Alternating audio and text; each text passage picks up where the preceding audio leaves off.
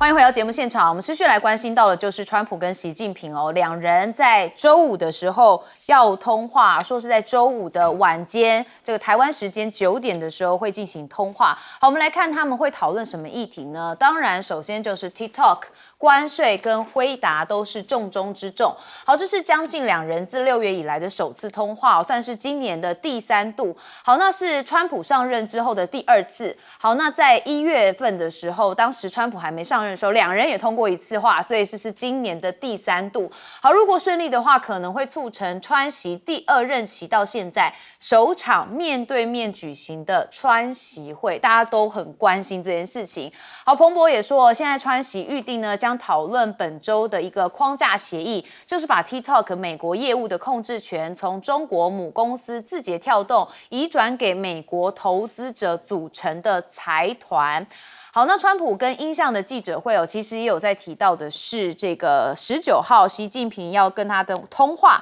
好，川普怎么讲呢？我们来听一下。Speaking to President Xi on Friday to see if we can finalize something on TikTok because there is tremendous value, and I hate to give away value, but I like TikTok. It helped get me elected.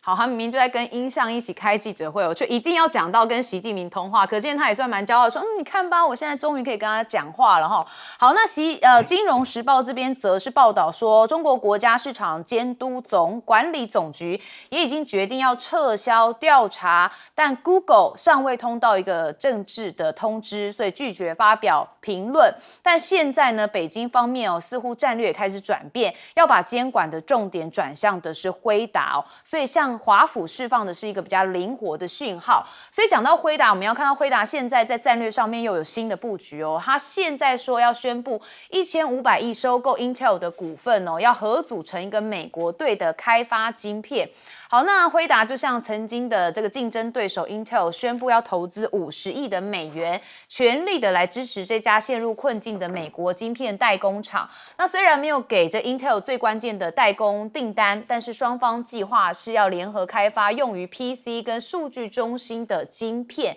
所以你可以看到这个陈立武也 PO 了跟黄仁勋的合照好，这个看起来两人都非常开心。辉达入股 Intel 之后，取得超过4%的股份，成为 Intel 最大的外部股东之一。所以呢，这 Intel 执行长陈立武也说了，能跟这个多年的好友，也就是黄仁勋合作，感到十分兴奋。这一次合作将整合双方的技术优势，带给顾客更多的价值。所以我们看到在昨天不管是 Intel 还是辉达，这个股价都是上涨，尤其 Intel 的股价是用暴冲的方式往上好，那我们也看到中美竞争的关系呢，这史上首见。为什么？因为全球各国央行的黄金储备价值已经超越美债，背后最大的推手是谁呢？我们看到这是美国金融圈其实有流传一张图表，说各国的央行持有黄金储蓄的总价值已经超过了持有美债价值的总和。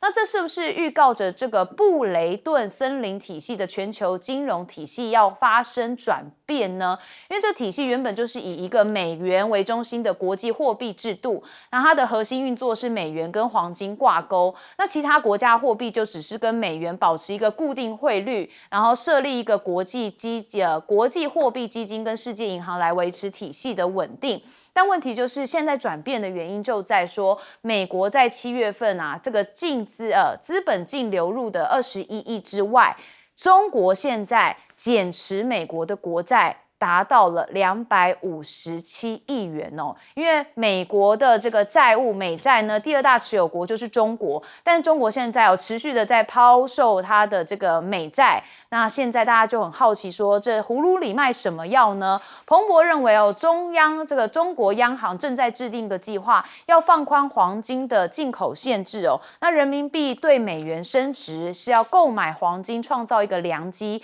标示着中国在朝开放全球黄金市场的最大开始迈出了一小步所以当然中国有它的打算在货币上面，他们也希望是不是可以接下来慢慢取代美元呢？好，现在黄金有多夯？我们看到香港2.2亿的黄金大劫案，有10多个蒙面男子抢了65公斤的黄金，所以现在这个香港警方正在全力的追缉当中。好，我们看到川普跟习近平通话这件事情真的是国际大事，但是接下来这个会面可不可能呢？到底川普跟习近平之间接下来会走什么样的进展？我们先问亮哥。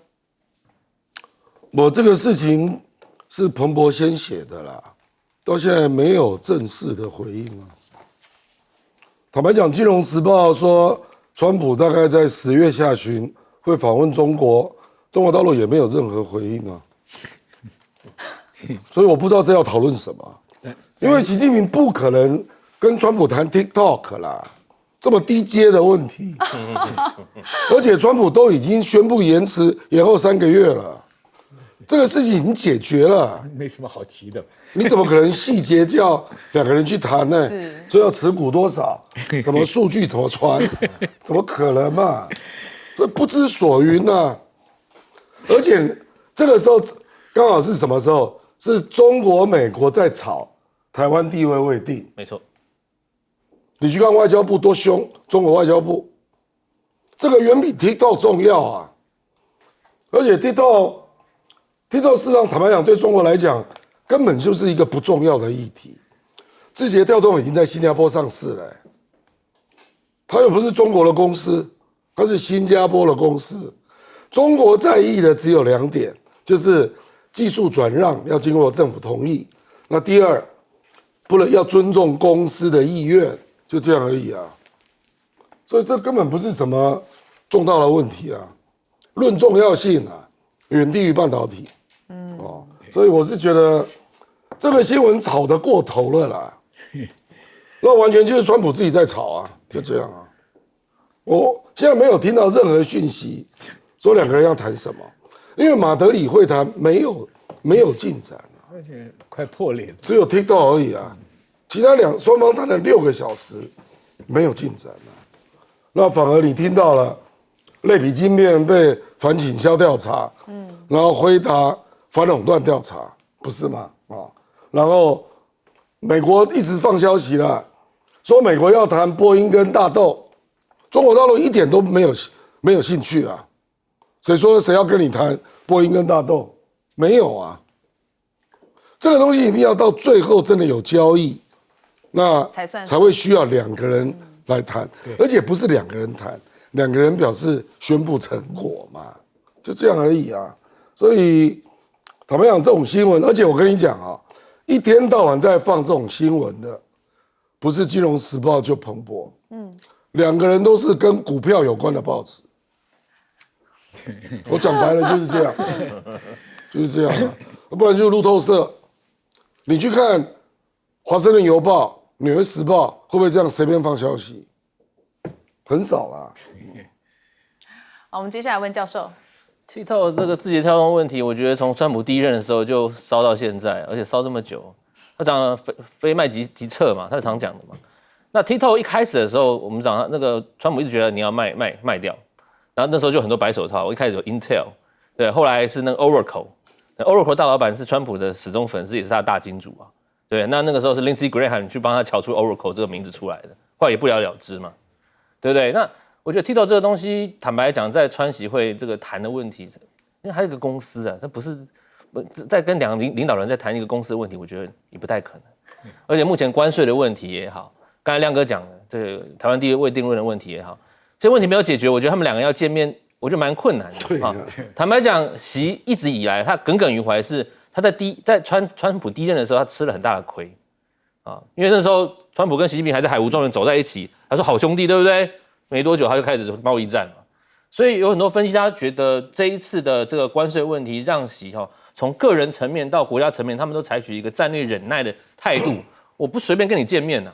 很多事情没谈，没有一个先的铺陈，没有把前面的东西解决好，不见面啊。那台湾问题就是一个非常重中之重，他们一定要先谈好这个问题，我觉得2边才会见面。台湾问题如果没有谈好，没有一个初步的共识，你见面是有很大的问题，所以。我看这几天的前奏曲是非常明显的，对不对 ？AIT 先去叫板，你 AIT 为什么要丢那个东西出来？你不丢那个出来，就后面没有徐国勇他讲那么多东西嘛。那 AIT 这个叫板的东西出来的时候，我觉得它当然不是一个整体政策上或政府上策略的转向啊，因为我们知道美国的这个一中政策一直以来就是他怎么讲，他们认知到这个他们用认知一中政策，对不对？他不承认也不明确讲说台湾是中国的一部分嘛。问题是这就产生了接下来我们讲的台湾地位未定论一连串的问题。我想亮哥在前阵子分析了很多，我要再补充一点，就是我觉得台湾地位未定论一个很大的一个问题所在，就是我们后续有许多地方在历史上面，我们有很多证据证明，那这个问题已经解决了。比方说，我用2点来讲就好，一个政治，一个法律层面啊。如果你用法律层面来看，国际法上面有一个叫做什么先占原则，假如在旧金山合约当天，日本承认我放弃了台澎，对不对？那个时候台湾的地位就变成这个无主无主地啊。那个时候谁先占？国际法上有个先占原则，你先占的政府就有权在上面实施管理，而且是有效治理。请问那时候先占的政府是谁？中华民国。10月25号陈仪接受在中山堂接受，对不对？80年，这个就是所谓的先占原则啊。你有日本人后来有在先占吗？还是有个叫台湾政府先占这个台湾这个地方，没有，叫中华民国。所以法律上先占原则，你可以证明说台湾地位未定论已经结束了。再来就是什么？我们讲的中美防御条约，只有2个国家具有对内跟对外主权的才能签条约啊。那个时候明确的写出来，中华民国跟美国签的这个共同防御条约，它的领土第6条就写了嘛，它的领土是什么？台湾跟澎。那个中国外交部3点20分记者会，有人问他这个问题，对，习近平跟川普要不要通电话？林健说我没有可以提供的信息。所以对我跟亮哥概念是很确定的是很多问题哈。如果 AIT 一叫板，我觉得整个东西开始又乱掉了。所以他们要通话要见面，还要再看看。将军，你想想看，我们买东西的时候要杀人家的价，就先挑他的毛病，没有毛病也要制造出个毛病。这个放这个。对了。这个地位未定论，你看美国现在的做法，叫他所有的朋友不要买中国东西，不要买俄罗斯石油，他自己没有能力对抗中国的这个关税，他就找了很多群欧嘛，群欧。那台湾问题，他也知道台湾向来是中国的痛脚，所以在台湾要搞个这个名堂。好，如果说你这个理论成立的话，那台湾是不是应该属于日本啊？日本不，如果未定嘛，那当初甲午战争割让给日本嘛，日本事实上已经投降，已经归还了嘛。现在这个未定论讲起来，那无主的话，那还是殖民时代的状况吗？那日本要你吗？日本敢要你吧？你们这些日本的皇民的后代，满脑袋想这个东西，你做梦的。中国，我跟你讲，全世界西方国家不会说汉中国、唐中国、秦中国，它就是一个概论，就是 China 嘛，中国，那只有朝代的更替嘛，对不对？所以你今天拿这些做文章，一点道理都没有。黑纸白字的详书在那里，中山堂那里都有啊，对不对？那不归还了，你写什么投降书嘞？啊，对不对？所以这徐国勇既没国际知识，也没历史常识，还没有法律概念。这是鬼扯淡的，这里，真的懒得去来批。你想骂他都是觉得，哎，你跟一个无知的人有什么好扯的？对，所以现在这个中美的一个竞争格局还是持续在不断的上演。好，我们现在就也很关心到底晚上9点川习的通话内容是什么？我们会持续带大家来关注。我们休息一下，马上回来。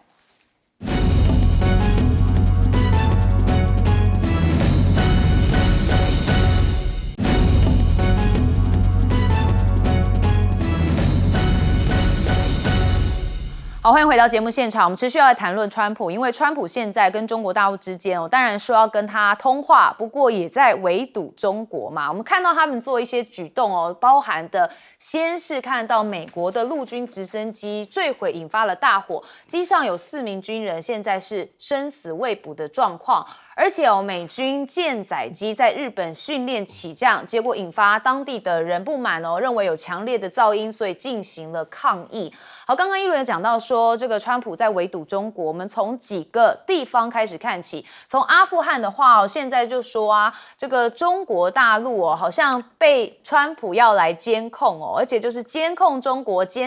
开采稀土，所以川普现在有意拿回美军驻阿富汗的基地说这美国正寻求从阿富汗神学式的政权当中重新取得巴格兰空军基地的控制权，以收回当初混乱撤离期间放弃的关键战略资源好，那川普还批评拜登说之前放弃真的是愚蠢至极。好，其实川普从3月的时候就开始在讨论要取回这个基地那这基地有很多用途包含监控中国、促进美国在阿富汗的稀土开采权，还有建立打击伊斯兰国的反恐中心所以稀土是一个很重要的这个项目好，那再来就是看到缅甸因为有2个美军机是强闯缅甸的领空，逼近他们的军工产业敏感核心区所以这件事情呢也引发大家的议论那缅中之间的油气管道是中国能源安全的一个重要保障它能够避免过度的依赖马六甲海峡，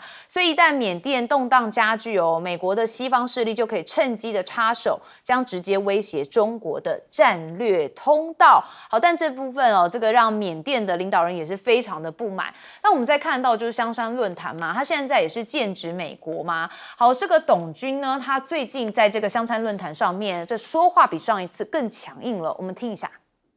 中方将继续坚持团结互信、安危与共、求同存异的原则，同各方加强安全战略对接，加强多边的协作。作为多边主义的建设者和受益者，我们要加强在联合国框架内的政策对接和行动协调。中方愿加大对联合国和平事业的投入，高水平建设维和待命部队。因为香山论坛在讲防务以及安全所以也是非常让国际关注。那我们看到新加坡的国防部长，他则是认为说，不能成为他国代理人或是代言人，选边站队并充当他国代理人，只会导致自身边缘化，非常现实主义派的说法。好，但我们看到的是中国大陆的学者，他现在认为美国的叙事方式误导了国际社会。那甚至中国大陆的解放军退役中将也说，大国之间想要处理好关系，就需要尊重核心的利益。好，香山论坛呢，现在在中国大陆国防部的官员上面也有做一些新的透露。他们讲到就是无人机说这是新域新质的作战力量。好，如果能部署到维和任务区，对于联合国的维和行动的样式将是很大的提升好，再展现的就是中国大陆对于他们的军武科技的一个新看法。好，那中国长春航展呢也开始了，有秀很多的肌肉。我们看到是在今天正式开幕有很多不同的这个机型战机而且是展现了这个空军的一个新质空对空的作战能力，包含歼7E运 B 等等的非常多不同机型的战机，这是快速的带大家来看一下。好，另外的共机歼20的双座版的这个亮相，有很多人是说还有隐身作战能力的基础所以会协同这个交战控制等等的任务。所以呢，现在这个看出来中国大陆在战机上面也是这个急起直追那尤其歼20首次的静态展示，也意味这款装备已经是可以展示的阶段了。那这位歼20的首飞试飞员李刚他则是说，现在强大的航空国防力量不是一蹴而就，也不是靠口号喊出来的他认为说，这是经过他们成千上万科研工作者几十年一贯的努力，夜以继日的奋战，才有了今天的成果。好，所以看得出来他们在中国这个长春航展上面大秀肌肉，当然也是给美国看的嘛。好，我们看到这个川普真的是现在嘴巴说要跟习近平有一些很好的交情，但是实际上他暗自的行动也是希望围堵中国，甚至看准了一个战略资源，就是稀土。好，我们先问亮哥。美国现在的感觉就是希望日本就直接站到第一线所以你看他到那个，我记得是在，他就直接在日本因为最近刚好联合演训嘛，然后就把那个低风导弹给布上去了，那布上去，美国演习结束会带走吗？那如果留下来呢？留下来那问题就很大了，因为低风导弹那个战斧飞弹，它的射程包括上海、北京还有台北，全部都在内，那我觉得它就是一步一步把日本推到前线了，那我觉得其他都是空话了，比如说阿富汗，阿富汗是你自己离开的，然后目前这个塔利班政权跟你并没有友好啊，你凭什么叫人家给你美军基地啊？你在做梦是不是？那美国事实上那个时候撤走阿富汗，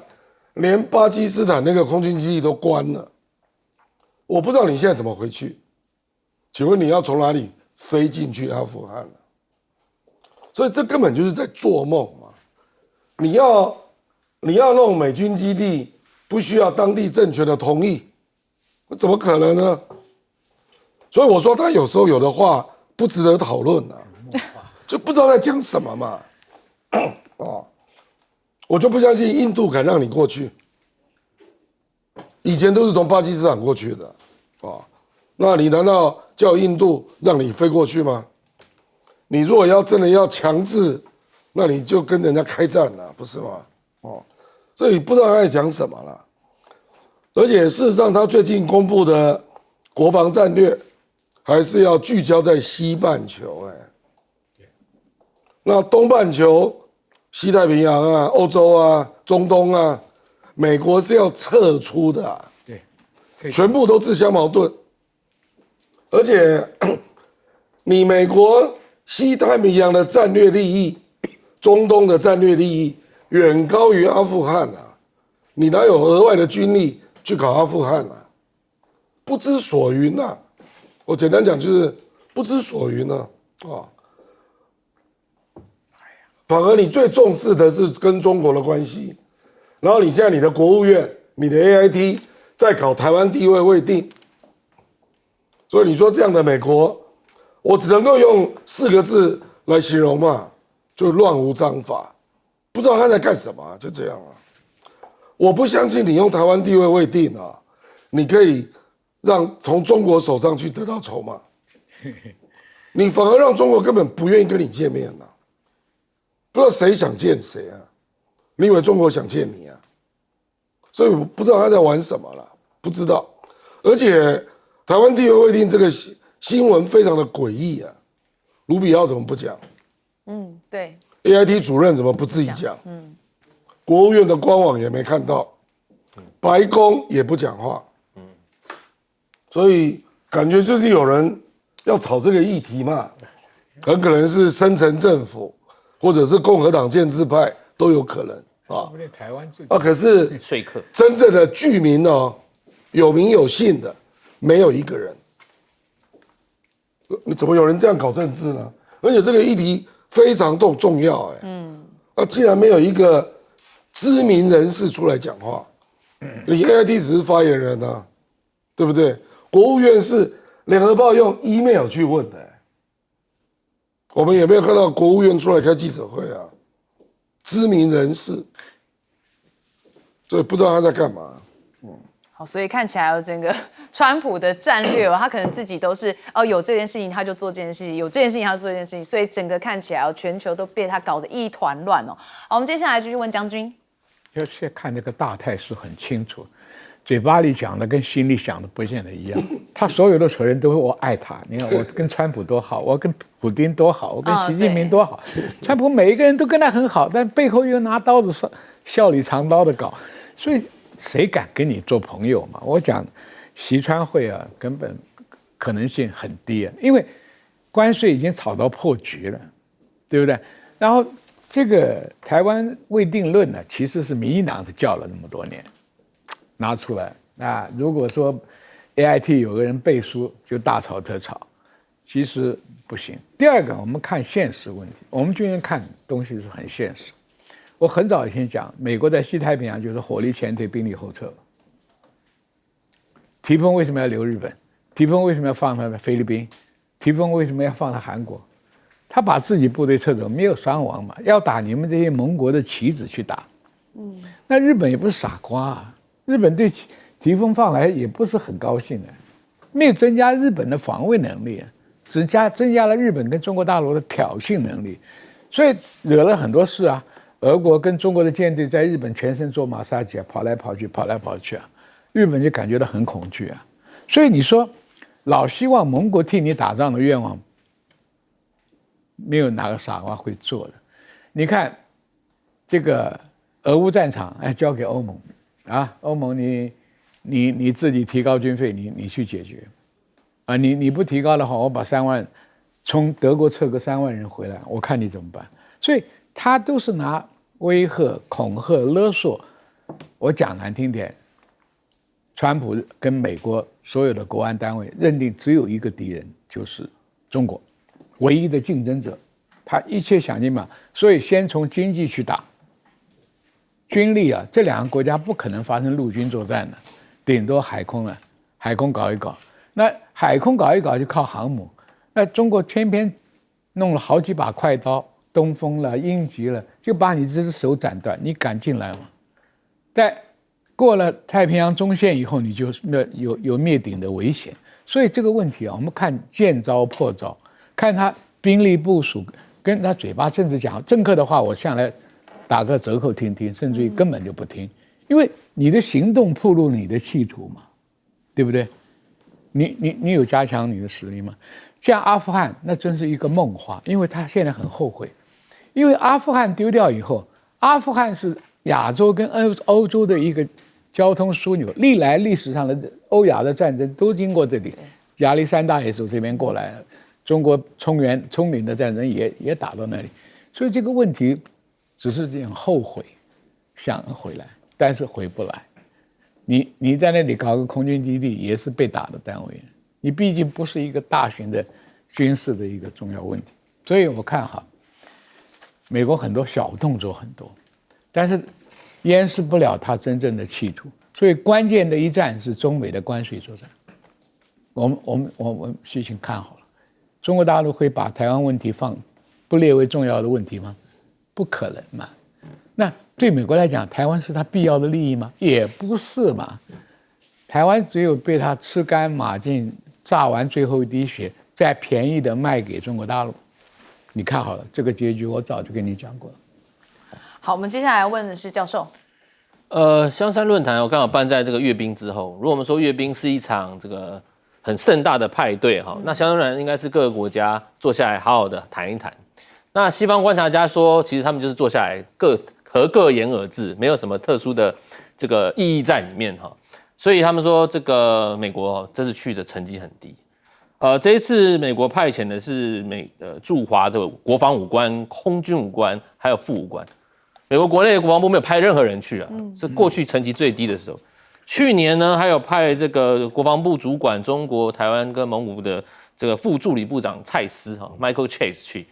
前年呢是派了这个国防部副部长办公室中国事务的高级主任卡莱斯去，所以今年比起来，美国的这个成绩是最低的啊。那这一点可以看出个端倪哈，最主要就是美国认为北京你这个阅兵找了这个我们讲的这个Axis upheaval 对不对？这种动荡联盟啊，把我排除在外，那感觉是两边这个分边的感觉意味是浓厚的。但是我们别忘了这一次的香山论坛有100多个国家去，而且有许多是跟中国关系非常密切的，特别是像东南亚国家。东南亚国家呢去了哪些人呢？比方说马来西亚部长国防部长哈利德，越南国防部长潘文江，柬埔寨副首相兼国防大臣迪亚哈，新加坡国防部长陈振声都去了。那东南亚国家这些国家，我们传统一直以来都知道，他们所谓的不选边或者我们讲避险 hedge， 他们是做得非常好。那我们在讲什么叫避险？简单来讲就是这些所谓的次级国家或者小国也好，他们对于这个2个大国在竞争的时候，他们会很非常明确的明哲保身，不选边站，就像2只金鱼中间的小虾米一样。那有人一说，通常说这些避险国家经济会靠中国啦，然后安全会想要靠美国，这叫避险。但是这一次非常有趣的是，这些东南亚国家它不仅去看了阅兵，他又参加了这个所谓香山论坛。好，你说马来西亚也好，越南也好，新加坡他们都去了，那代表什么？代表就是他们现在不止经济上面在跟中国继续维持友好，特别是面对川普在这种极限施压、经济大棒子要这样子这个强挖豪夺各个他的所谓的友邦之外，安全上面这些小国他们先慢慢看向中国了，所以代表说面对川普这种所谓他们那种美国至上主义的时候，这些小国发觉说，这些一些危险来自于哪边，他们非常知道。那如果是这样子的时候，就释放出一个讯号，就是那川普在这方面，他是不是必须要更积极的去拉拢这个东南亚的国家？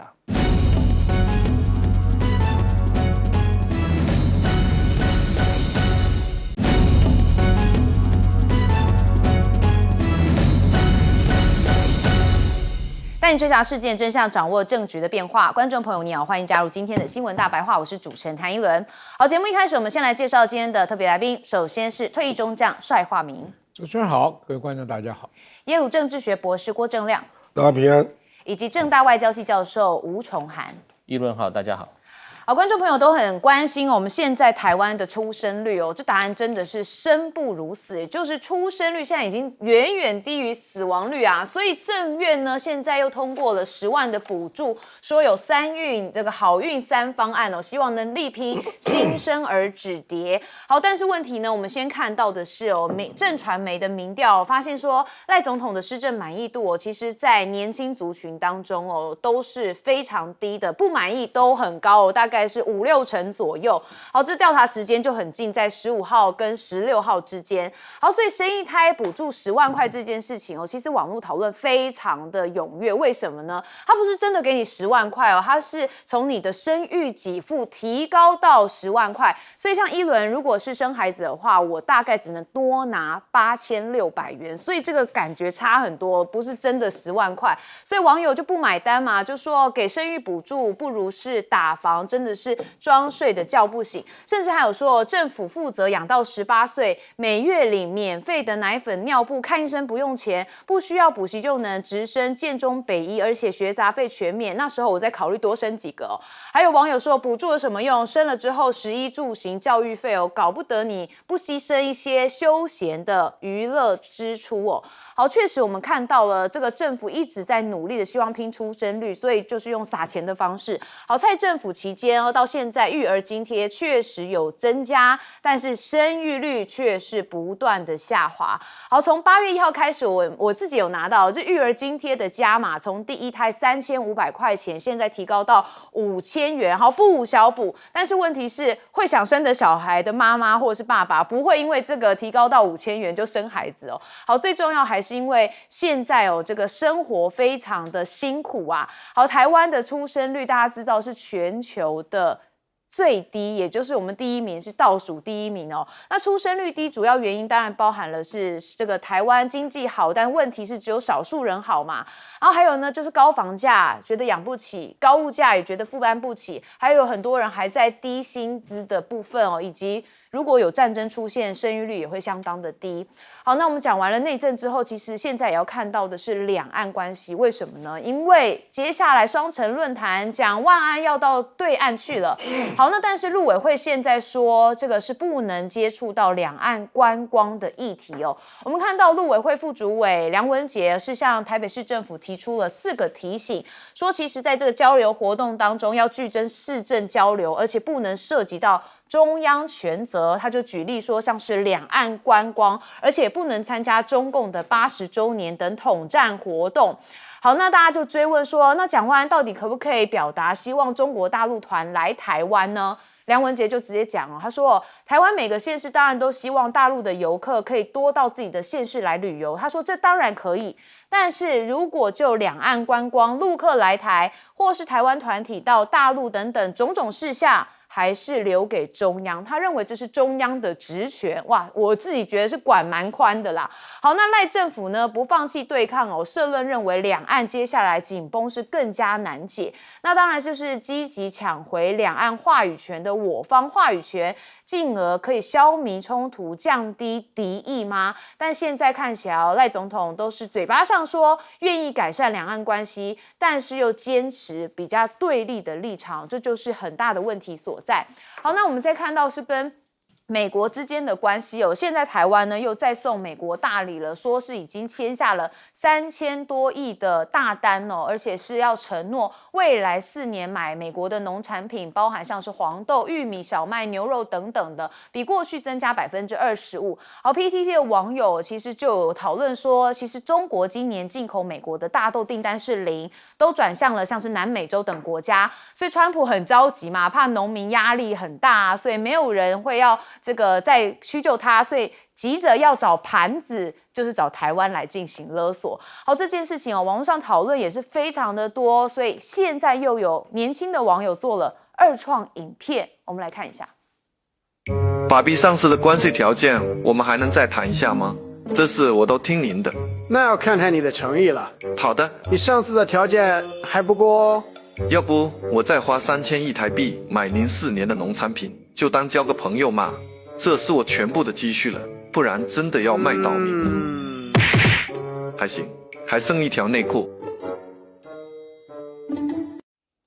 好，我自己看完最后的这一幕，我会觉得有一点点感伤怎么会被讲成这样呢？好，当然我们看到了美国真的跟我们友好吗？说是对台的政策大转弯，这是华盛顿邮报的独家报道，说川普为了敲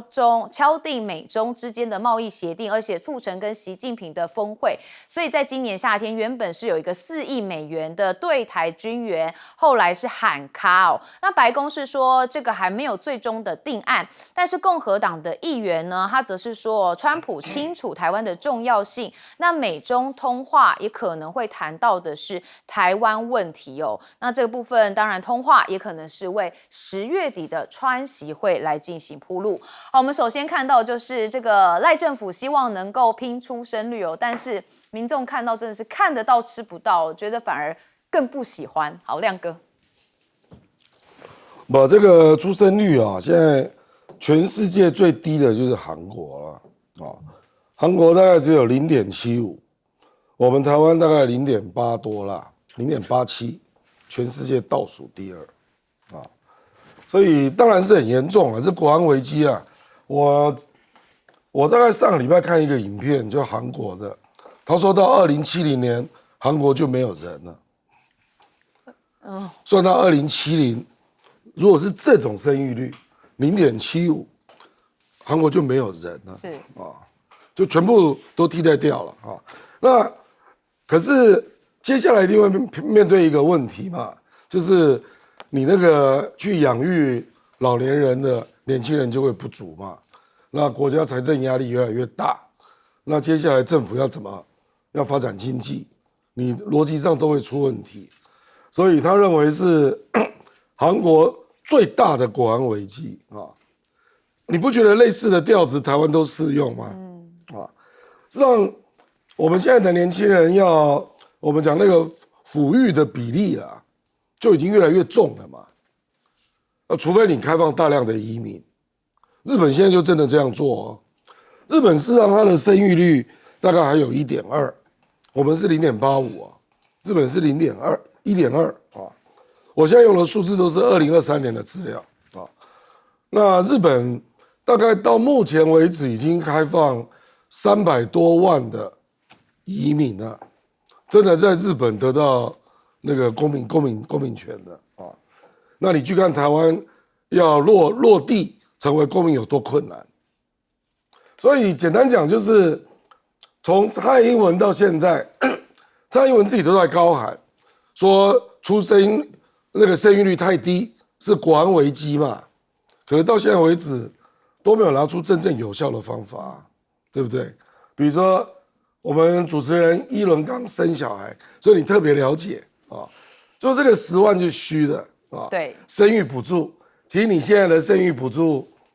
就可以接近9万多了嘛，是不是？对，生育给付OK，所以他这个就是只多了8000多块，对，这个怎么会有诱因呢？还有你去看那个新加坡，还有欧洲国家，他为了鼓励你生小孩那个养儿的补助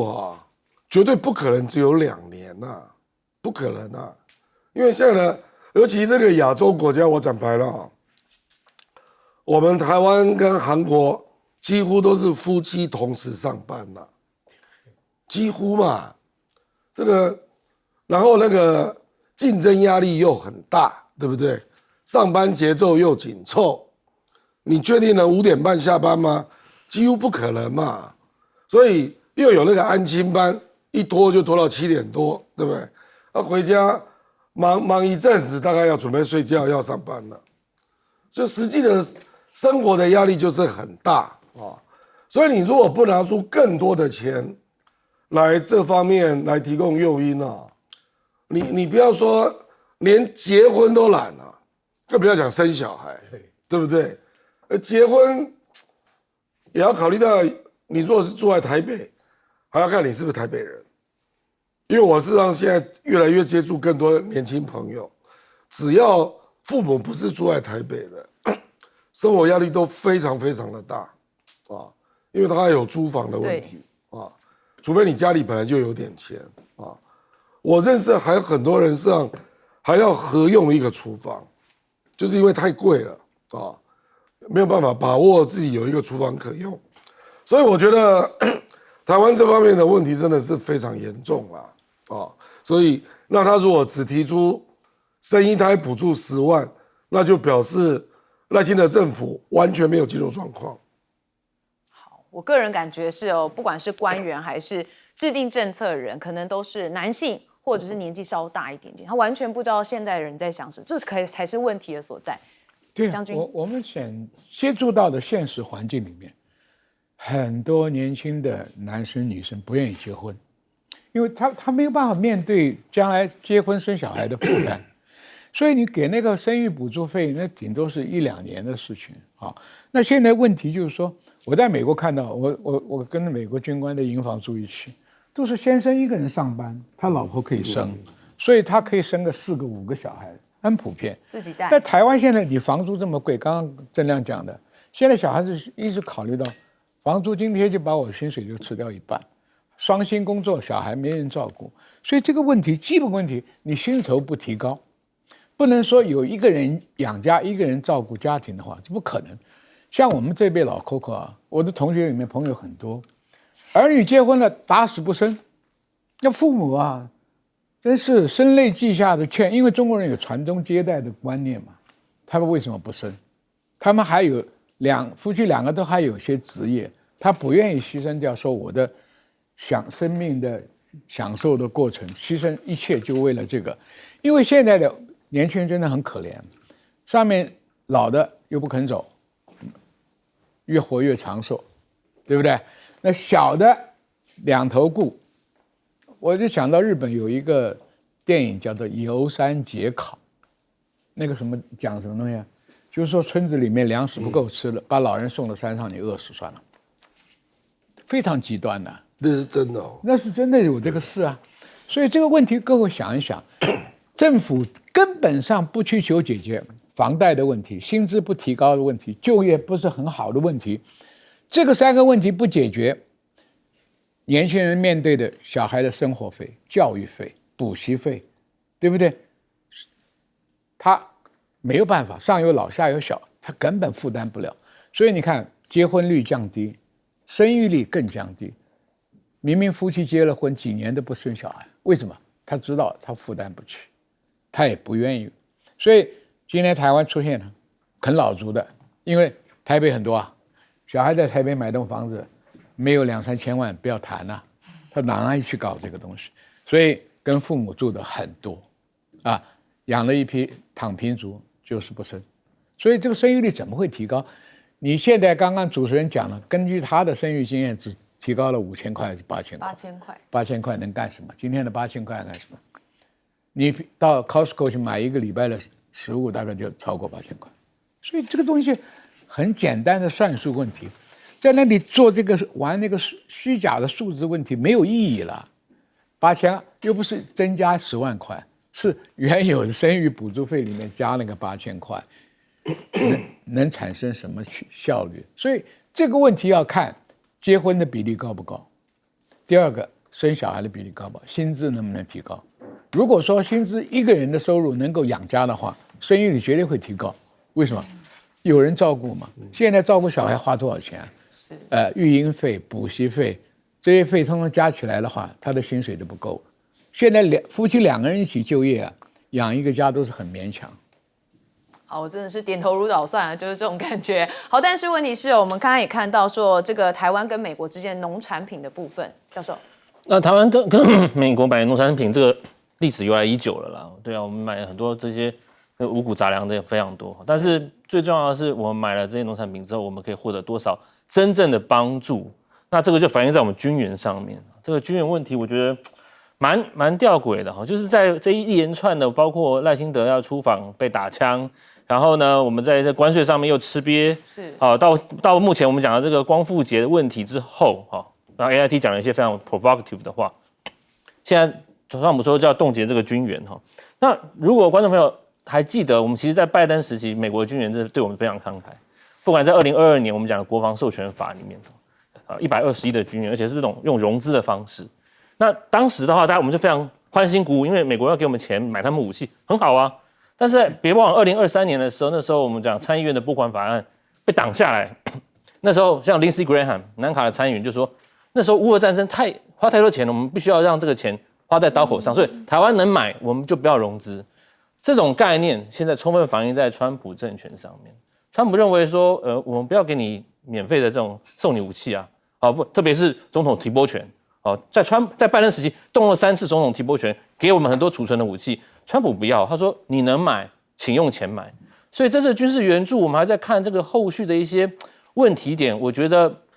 反而是让我们更能看清楚川普对于台湾，还有对于挺台湾这个问题，是不是他真心的。前阵子也有很多报道，大家在反映说，川普对台湾到底是不是把台湾当作一个棋子，是不是真的棋子？不仅仅是交易上，他真的把台湾当成一个棋子，要你的时候就要你，不要你的时候把你放旁边。其实我们在过去在研究他第一任时期跟第2任时期的比较的时候，我们发觉是非常有道理的。他第一任时期的时候，蔡英文跟他通话很高兴，对不对？大家很高兴。就有人说，那我们来第2次通话，川普说我要跟中国做生意的，不要，我们不要第2次通话了。不是现在又发生一次吗？现在川习要会了，他说军事援助我们就停下来吧。所以代表说，川普的行事作风，我们不要再说他不可预测性，他有他根深蒂固的本质。本质是什么 ？MAGA 美国至上，还有就是你不要因为其他事情来破坏我的大交易。所以其实，在川普第2任上台前，我觉得很多观察家都已经发起，就是说要慎防大交易。果不其然，大交易真的来了。好，那当然这阵子，我想华府有一些极右派的一些观察家，比方说 Jennifer Kavanaugh， 他在《纽约时报》上面写了一篇，他说如何要维护美国的利益，跟让川普有个正确的战略价值。他说你不要把台湾真的放进到美国真实的国家利益里面，不是放弃台湾哦，但是他告诉说，如果川普真的要做，你必须要什么？该做的做，不该做的不要做，不要把这个亚洲的潘朵拉盒子打开。不要改变战略模糊，你不要真的这样子把台湾推上前线，让这所谓的这个整个烽火连天啊！这个结果那个 Jennifer Kavanaugh 的文章就又被一堆侧翼去围剿了啊！但是我们真的要知道的说，川普在他的心目中，他现在要做的是什么？跟中国的大交易是他绝对要做的。他把台湾放在哪个的位置，我们也都很清楚。这也是为什么现在赖清德在对美关系上遇到非常大的问题，不仅仅是左交的问题而已哈。我们用了太多左交的东西之外，我们真正要去了解，如果川普真的是极右派继续执政，继续他要再做他的大交易，那我们对美真的是要这么的亲美吗？这是一个很大的问题。确实，因为亲美不见得会拿到我们想要的东西哦，那这就是赖政府必须要深思的。好，我们休息一下，马上回来。